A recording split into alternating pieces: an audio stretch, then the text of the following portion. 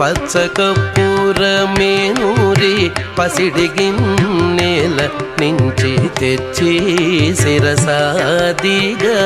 దిగనలది అచ్చరపడి చూడ అందరి కన్నులకింపై అచ్చరపడి చూడ అందరి కన్నులకింపై నిత్సమల్లే పూవలే ఇటు తానుండే స్వామిని నిత్సమల్లే పూవలే ఇటు తానుండే స్వామిని కంటి శుక్రవారము గడియలేడింట అంటే అలమేల్ మంగ